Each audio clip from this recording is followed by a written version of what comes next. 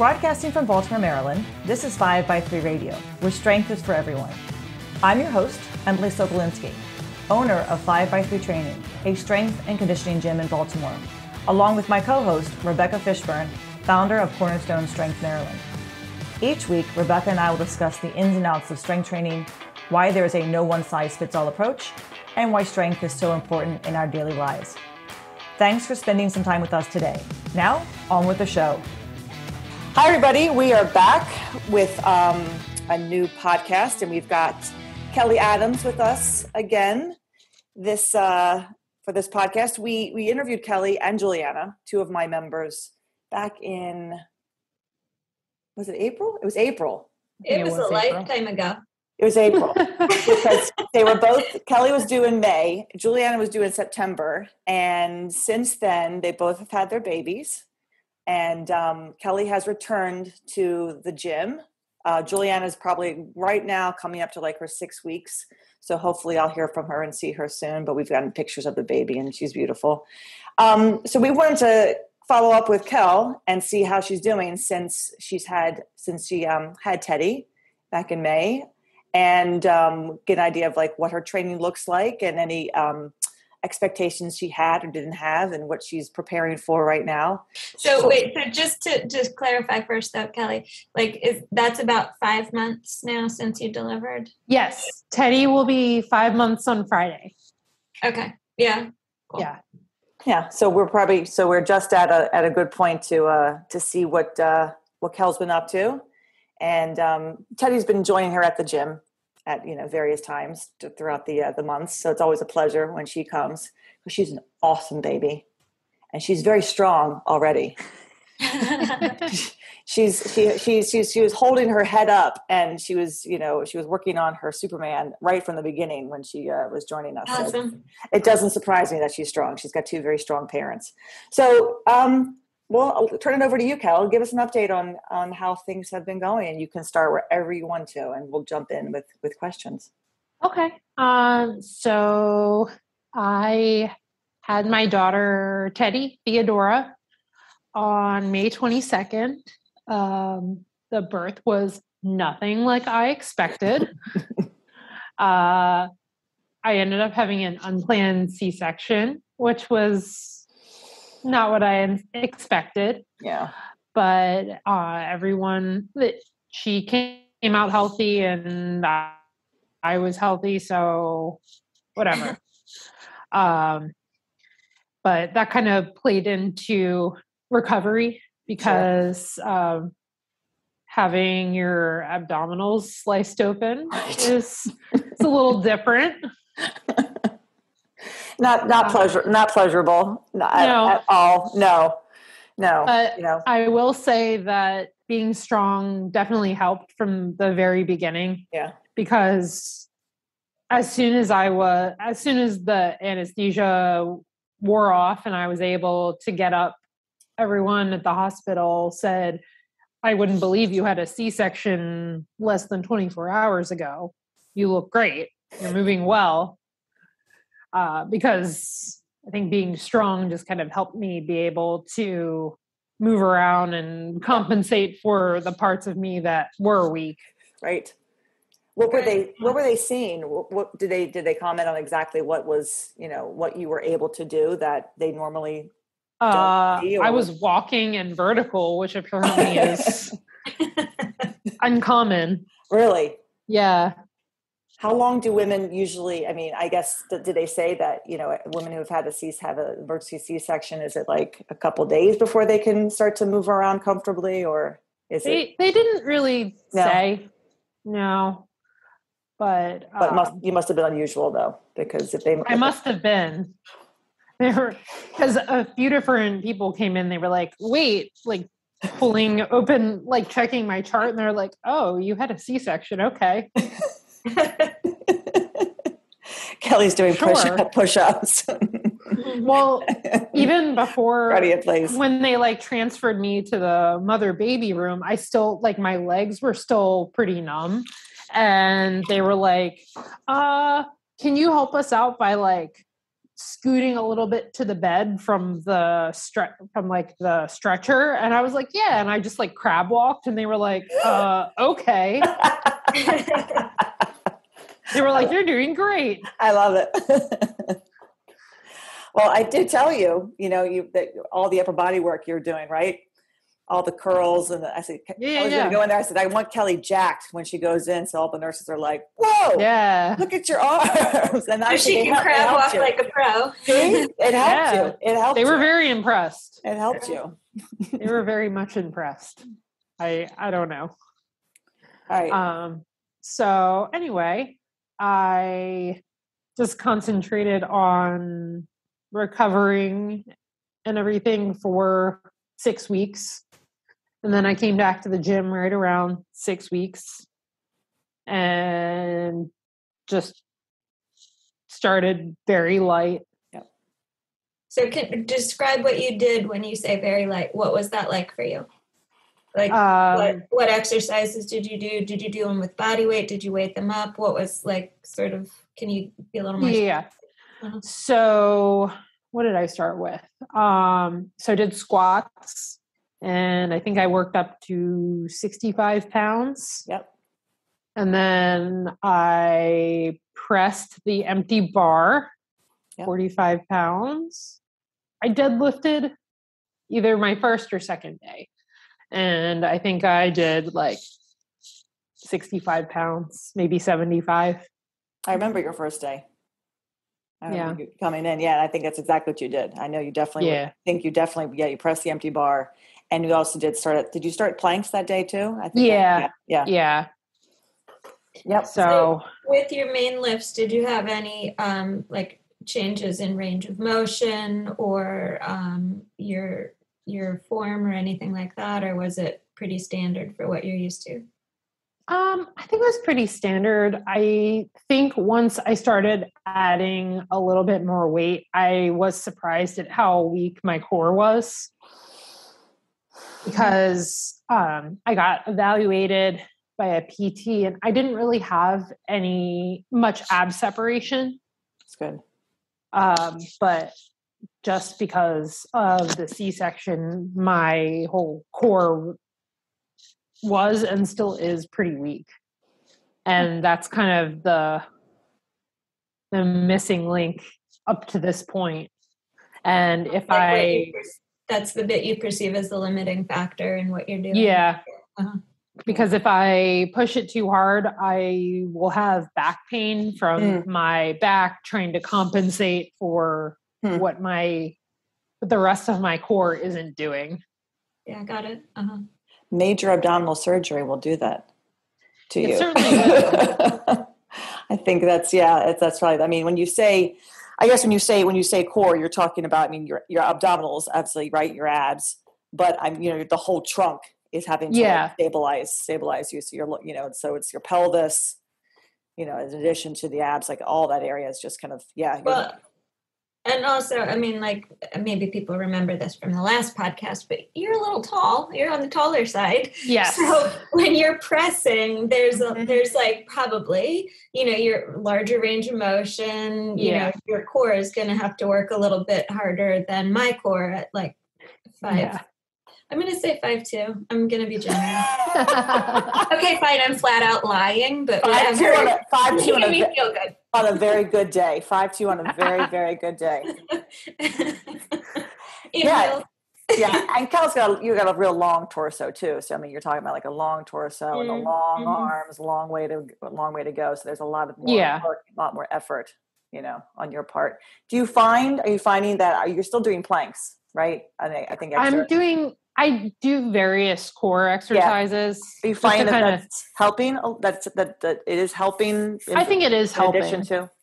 Yeah. So are those exercises that like your doctor or a therapist recommended, or they're ones that you just through your own experience are finding to be useful? They were mostly recommended by my physical therapist. I went to a specific physical therapist that works with women in pregnancy and postpartum. Oh, nice. And I did like a package where I did 2 prenatal visits and then 2 postpartum visits to like prepare for birth and then to be checked out after birth. Were there, I guess I'm assuming then the exercises that she gave you pre and post, were they the same to determine what, or were they different? How? They were different. The prenatal exercises were more about preparing for birth and just kind of staying, like, not getting any like tightness, just being like compensating for what the extra weight in the front might be causing. And then postpartum, she checked for like ab separation and just like evaluated any kind of weakness and gave me exercises to do accordingly. Are you still doing those exercises? Yeah, I do them sometimes. Are those the one that you do before you lift that I see you doing? Okay. Yeah. And then some of the stuff I just do because it feels good, like pigeon. Right. Oh, sure.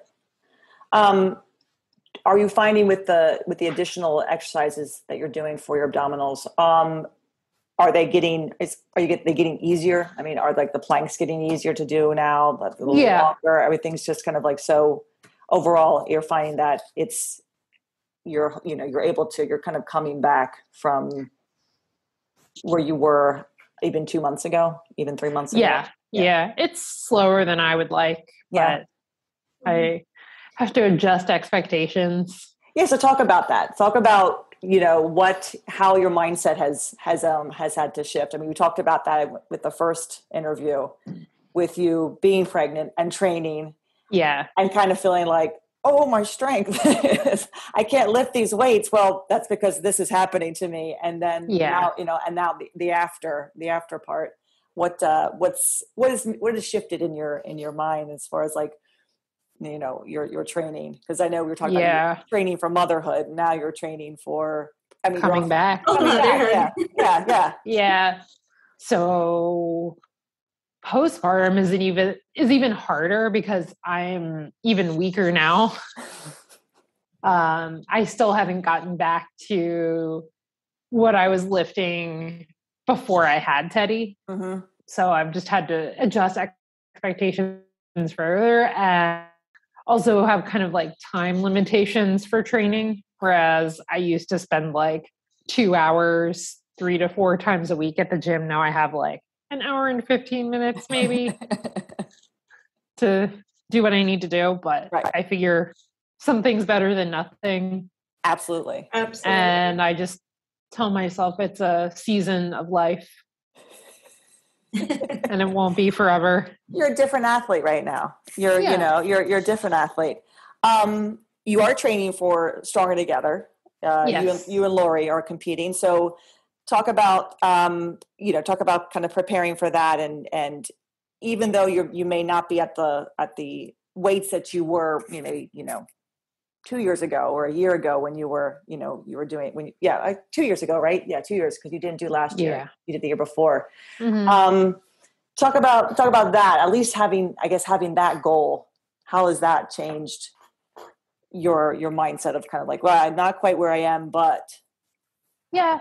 Well, I really enjoy competing, so it's nice to have something to work towards, and I'm just going to go in and do my best. I told Laurie, I was like, we're not going to be winning anything.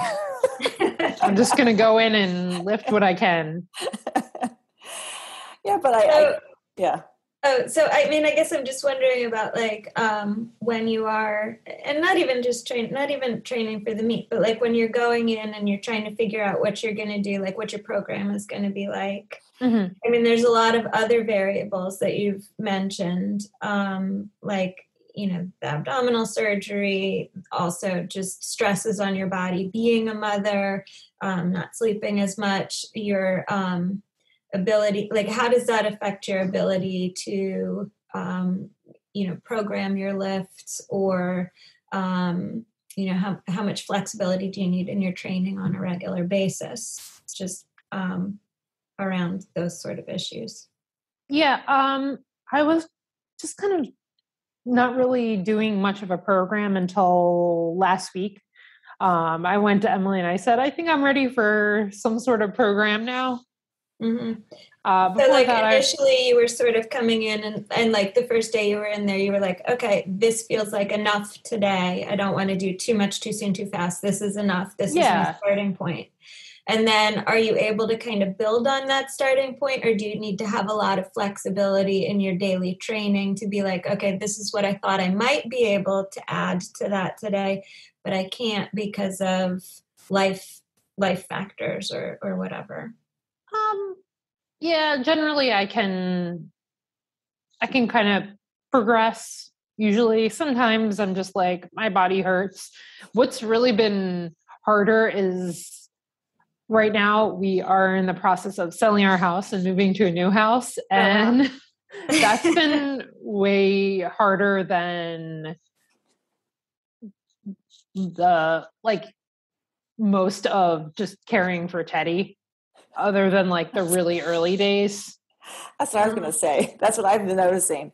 Is Kelly's more stressed about the move than she is about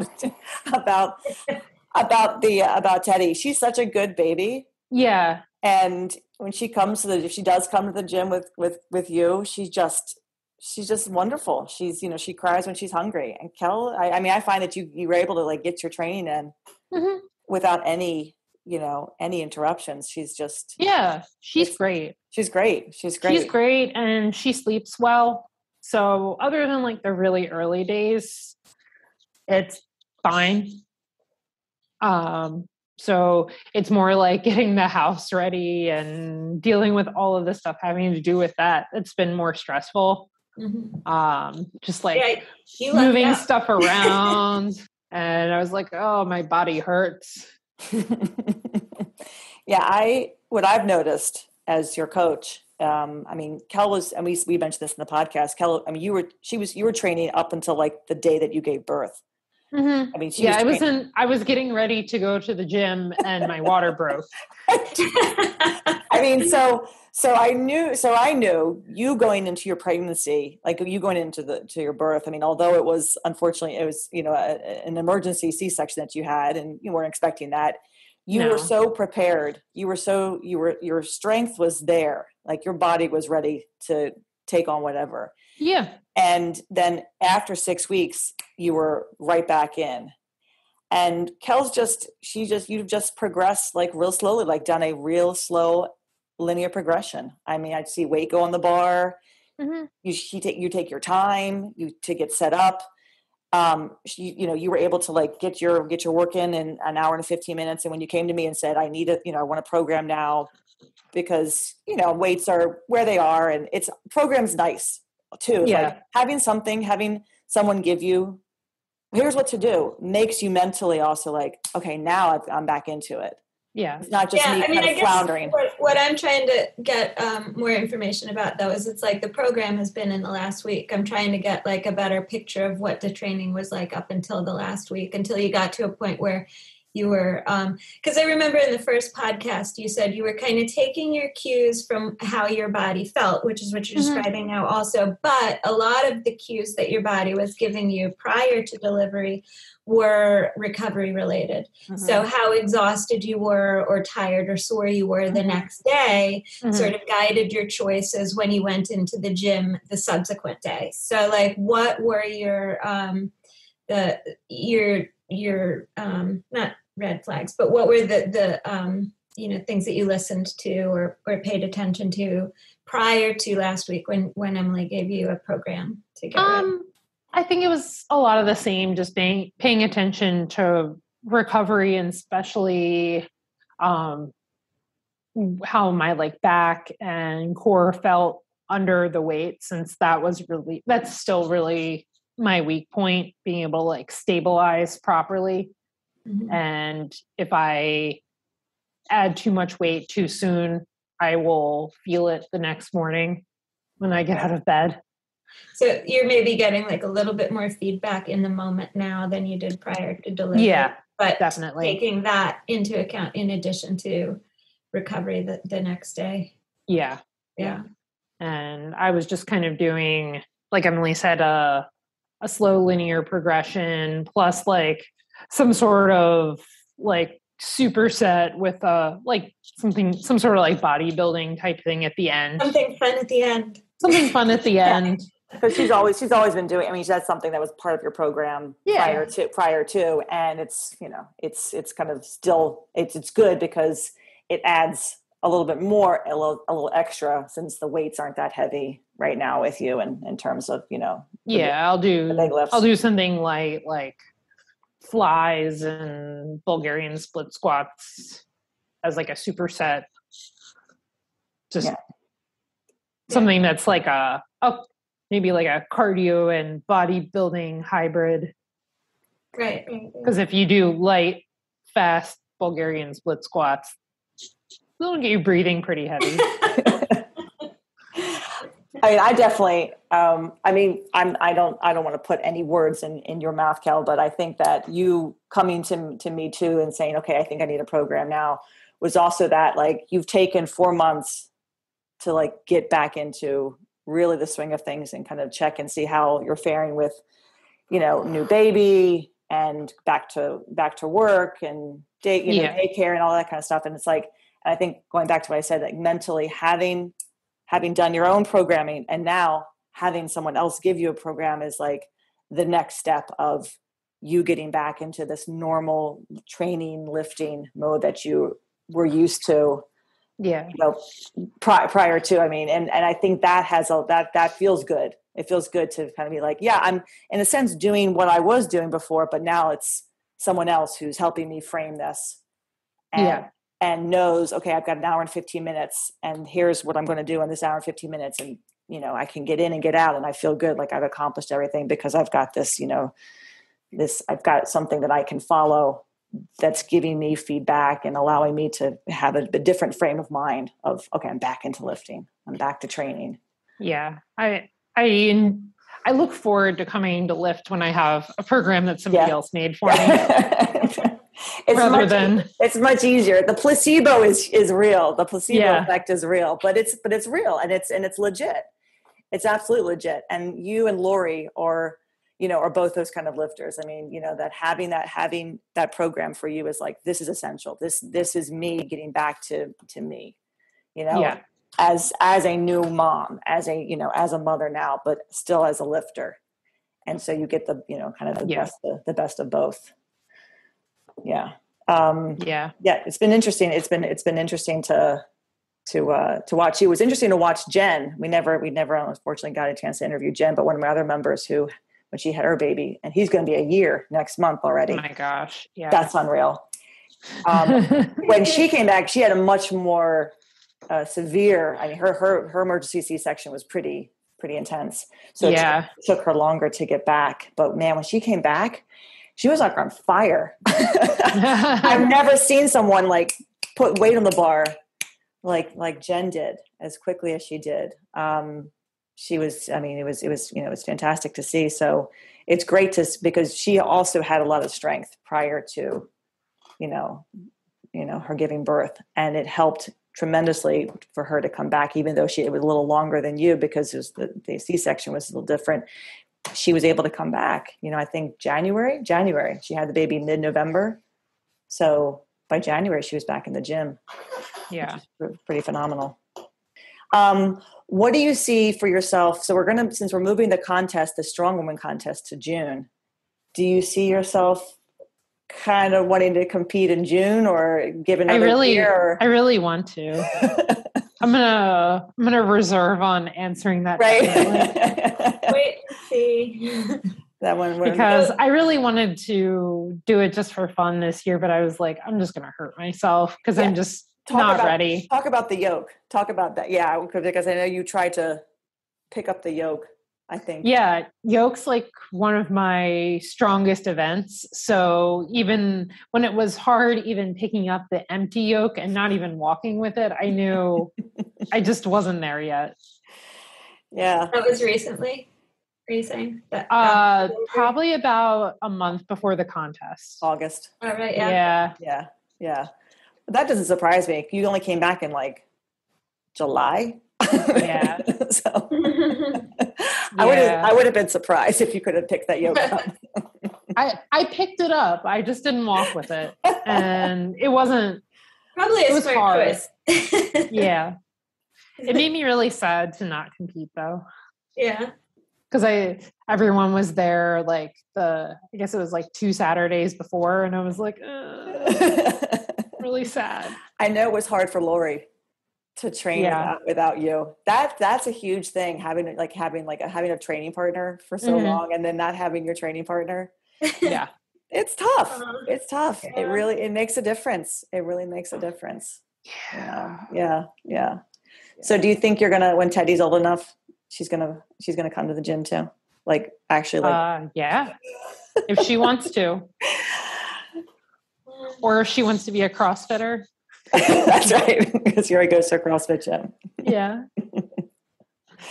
I'm anxious to see the, all the kids as they get older, if, what they decide to do. If the exposure at the gym really does it becomes part of them. I always wonder that, because we have one of our other members who is bringing their little boy since he was like 2 months, and now he's 4.5. And he loves the gym. He just runs around kind of doing stuff. He'll climb on the bench, but I'm wondering if he's going to decide he wants to actually do more than just climb on the bench and every now and then pick up a bar. Is it going to happen? Is it something that's, I'm just curious, what that exposure will do. Our hope is that Teddy wants to do something active. Yeah. She can do whatever she wants. Yeah. But we hope that she will be interested in some sort of sport. Right.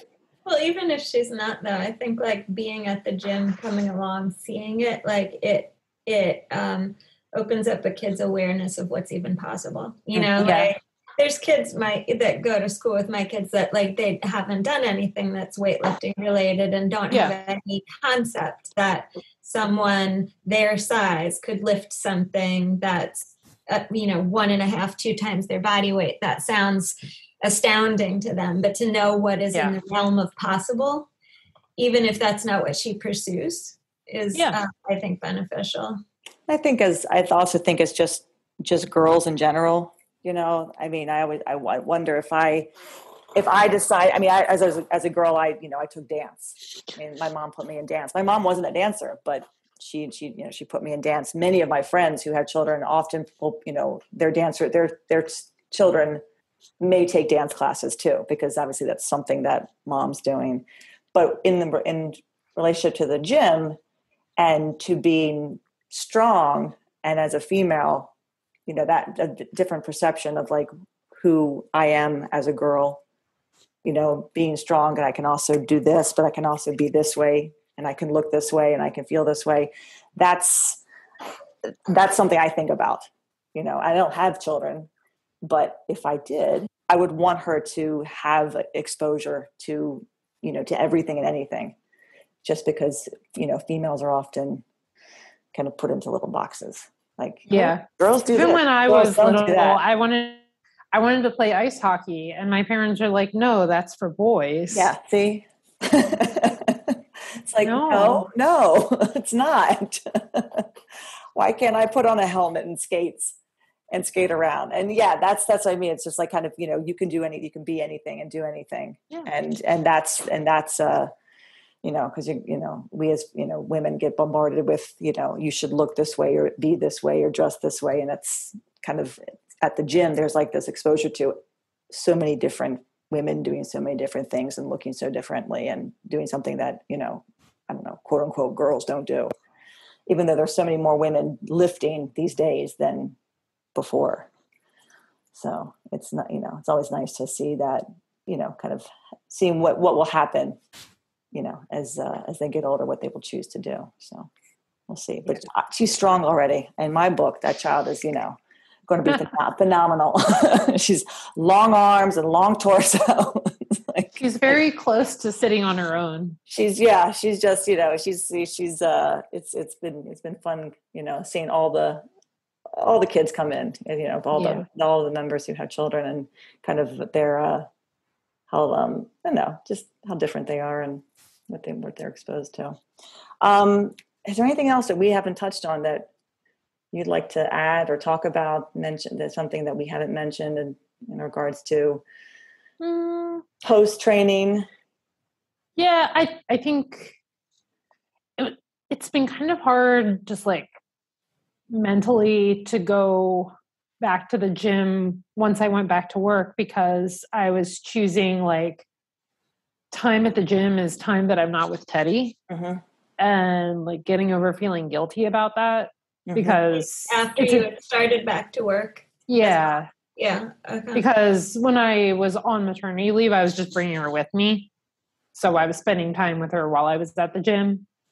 But now when I go to the gym, that's like after daycare, and usually she's napping. So is she napping with you at the gym, or she's still at daycare, or No, she's with Yuri. She's at home. Yeah. That mother guilt thing is real. Yeah. Like, that is real.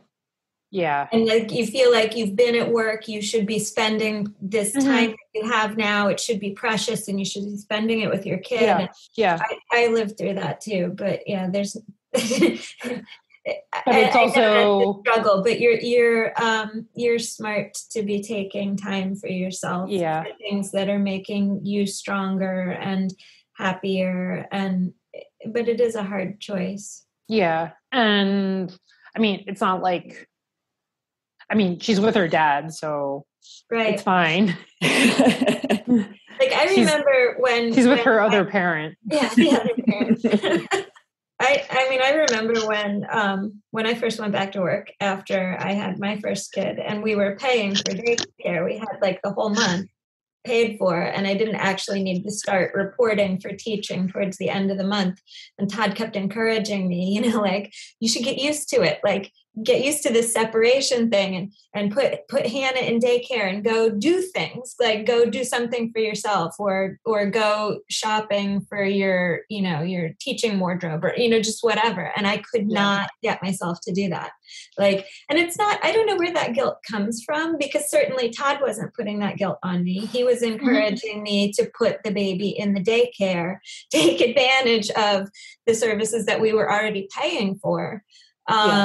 But I was putting that guilt and that pressure on myself. I don't know if that was me trying to feel like that was society's expectation, like I was supposed to,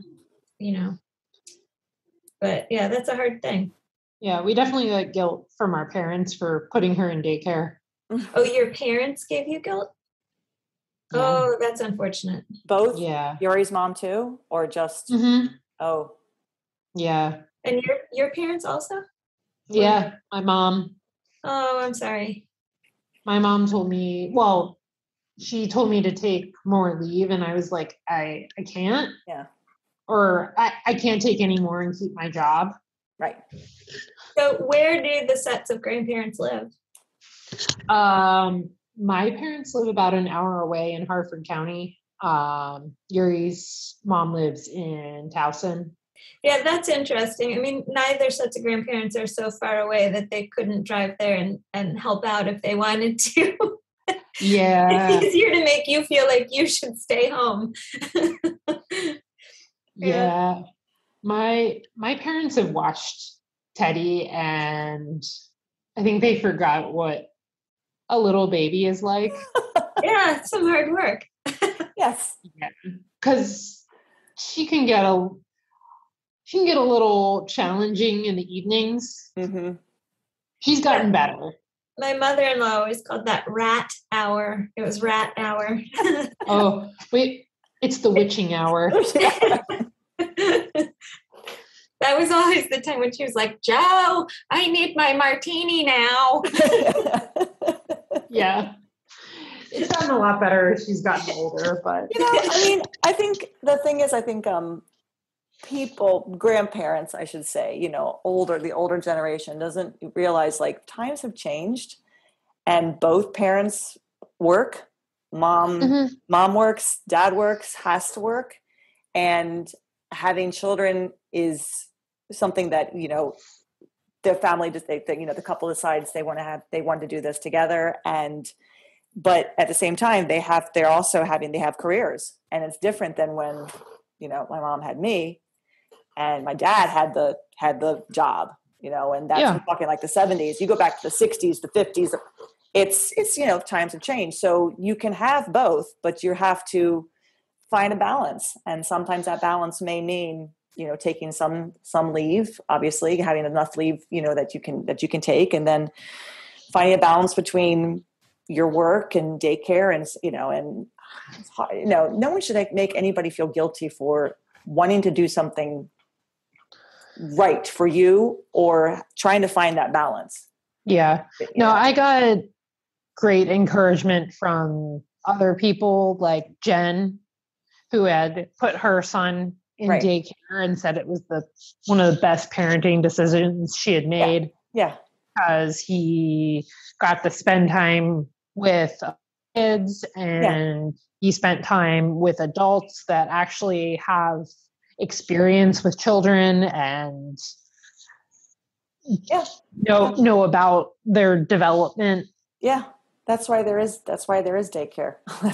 That's why there is what this is. And the childcare, we could go on to talk about childcare in this country, of course. That's not this podcast. But it's, I know. Stay in your lane. But I know too, when my mom had me, she had my sister 20 months later. So I had a playmate. We had each other. Not every parent has a kid 20 months later, they might have 3 years later or 4. So having that time to be with other children. It's just, that's part of growing. It's part of, so that's good that you had that, have to have the support and encouragement of other young parents. Yeah. Too. Yeah. That's huge because it's a different time. So since this is and she does training podcast though. Yeah. She does. How great. does that stress or that pressure, how does that play out in terms of your strength training? Do you feel like if you have the baby in daycare, but you're at the gym, do you feel pressured to finish faster or not go as often or I always get her from daycare before I go to the gym. Mm-hmm. So you've already had some good interaction and I work I work 7:30 to 3:30. So I wake her up in the morning before I start work. Mm-hmm. And we play for a little while and then her dad takes her to daycare and I pick her up a little after 3:30 and then I play with her for a little while and then it's her nap time and I go to the gym and whenever she wakes up, Yuri will feed her and play with her until I get home. That's a nice rhythm. Exactly. And I'm assuming that when Yuri's at the gym, you're home. I mean, that's the thing. Yuri goes to a different gym, so it's yeah. So he usually he goes first thing in the morning, so I'm with her in the morning. That's your time with her, and then I mean, it works, and it has to work for you and your family because the gym is important to him too. I mean, for both of you, that is, I could not see the two of you, not giving up that you were going to find a balance. There's going to be a way for both of you to be able to continue because it's going to make you, as Rebecca was saying earlier, make you better parents. Yeah. It's going to instill a healthy environment for her and for you mentally, physically, I mean, everything. So it's, having that balance is huge. Yeah. I was worried because I had a few friends that don't train or anything. And they were like, oh, us moms don't. Damn it. What am I going to do? We missed that. You froze. Oh, I'm sorry. That's okay. Say it again. Us moms don't. Well, my friend said us moms don't have time to work out. What other things do they have time to do, though? I don't know. Because I bet they find time to do some things. I'm sure they do. Moms can find a way to work out, Yeah. Definitely. Absolutely. Jen was bringing Peter. I remember Jen was bringing Peter to the gym, and then Jen and Jason were both bringing Peter to the gym. And Peter was, either he would come with them or he'd stay at grandma's and grandpa's house for a little bit, But you find a way. You sit down and you figure out a plan. Yeah. I think that's what, that's what it is. You figure out a plan. Yeah. The hour and 15 minutes is kind of my compromise. And now I can have. Sure, and you might have to make compromises like that, but you figure out, like you're saying before, something is better than nothing, and you figure out a way what your priorities are and how to do some of that, even if it's not all of what you used to do. Yeah. Because I used to do like 2 hours 4 times a week, and I just don't have that right now. No, and you may never have it again, and that's all right. That's fine. You don't need that. Like you have a different. Your life has changed. Your life has changed. So things are going to change, but that doesn't mean that everything has to go away. Yeah. Maybe if I had a home gym, but I don't know that I have the discipline to only train at home. Well, also the adult interaction is important. Yes. Yeah. I think the adult interaction is important. Seeing your friends, seeing, your lifting partners, seeing coaches. I mean, just seeing people is healthy. It's good. Especially because I don't go into an office anymore. Right. Oh, yeah. Right. Yeah. So I think everybody has their own opinions about what people should and shouldn't do. Yeah. Ultimately always comes down to what's right for you. I mean, I know that, so that really comes out when you have a child. I'm sure it does. Because people have things to say. Yeah, complete strangers have lots of things to say. Fortunately, the pandemic cut down on that. You're not around people as much. Yeah. No, I've always, I mean, obviously, both of you have children and have gone through for this, and I've never gone through this, but definitely as far as like training, like giving yourself time for you, like just because you have a child, just because doesn't mean that you can't give yourself time. You need to. When my sister was sick, I would tell my mother, give yourself time, come to the gym, go meditate. I can't, it's being selfish. And she's not, no, it's not. That's going to make you more able to help her because you'll feel much better by giving yourself an hour, giving yourself 45 minutes of something for you that you enjoy doing. That's important to you. And I think we think of that as being selfish because, well, now this is my priority. No, you're the same person. You just have another person that's part of you. And that, I think that can apply to anything in life. Your training is important to you. Your child is important to you. Your husband's important to you. It can have there can be a balance. Yeah. Balance. It may be rocky at first. It might not, flow really nicely and easily, but eventually that you get into a rhythm. So yeah, it's helpful to have an easygoing baby and a supportive partner. Yeah. I mean, that's another thing I was sort of thinking about, but you mentioned in the beginning that she's a good sleeper and pretty easygoing because like I wasn't doing this type of training when my kids were born, but like I had babies that would not let me put them down. If they were down, like they were screaming. They were in a backpack on my back time or else there was screaming. That was my sister. So, and then, it was like nighttime getting woken up every couple hours and really disrupted sleep. But it sounds like that's not a situation that you're having to deal with quite so much. So maybe that doesn't affect your training as much. No, she's a really good sleeper. Yeah. And she doesn't mind being put down. As Emily has seen, she just lays on a blanket. The girl never cries unless she's hangry. Yeah. And then she wails. And then she does, when she's done too. She's like, okay, I'm done. That's enough. Back to the stroller. Yeah. And she's sitting in the stroller while you were on the bench. I loved it. Yep. Yeah. Just chilling out. Yeah. She ate. Yeah. She's like, I don't want to be on the floor anymore. Yeah. I need a different vantage point. Okay. Now I'm good. Yeah. I don't think much. I don't think we have had any. I mean, at least the children who've come through our doors, they've all been they're pretty good. Now you guys, you're just trying to make me feel bad, Emily.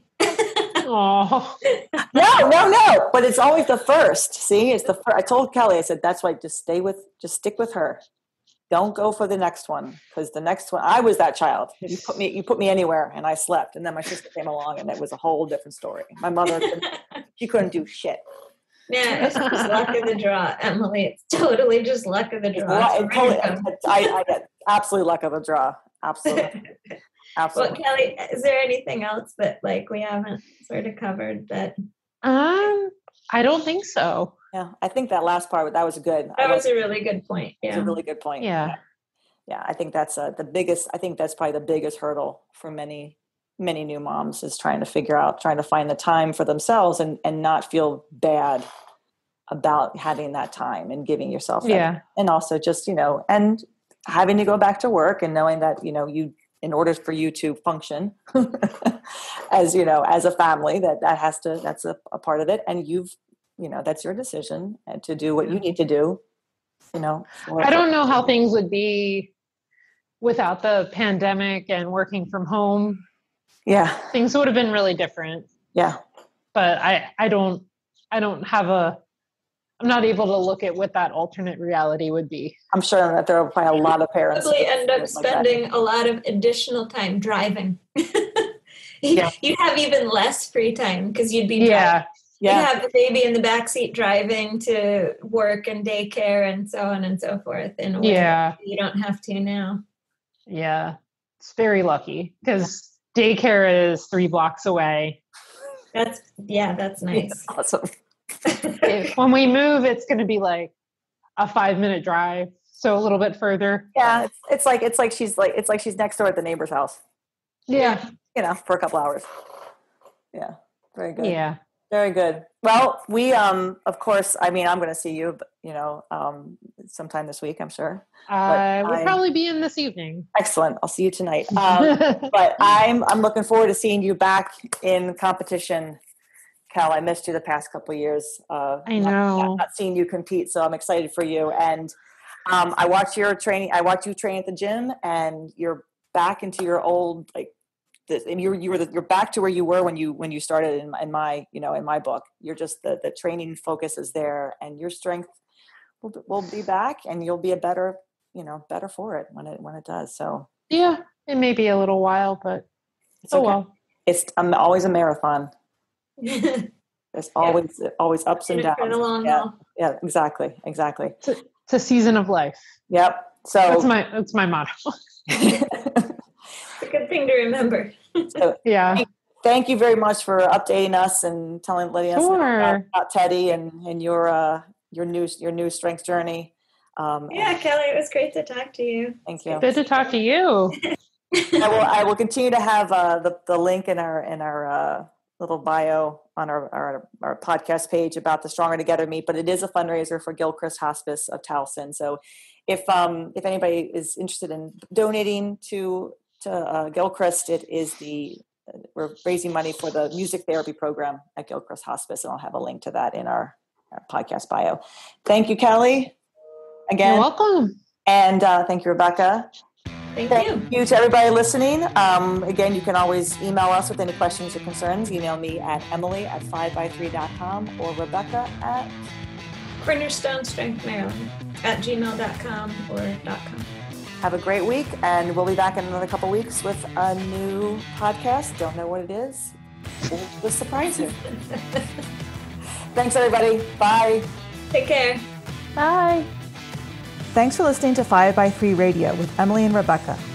If you like our show and want to know more about 5by3 training, please visit us at www.5, that's F-I-V-E, the letter X, the number 3.com. You can also find us on Facebook and Instagram. To learn more about Rebecca, please visit her website, cornerstonestrengthmaryland.com. Thanks for listening and have a great week.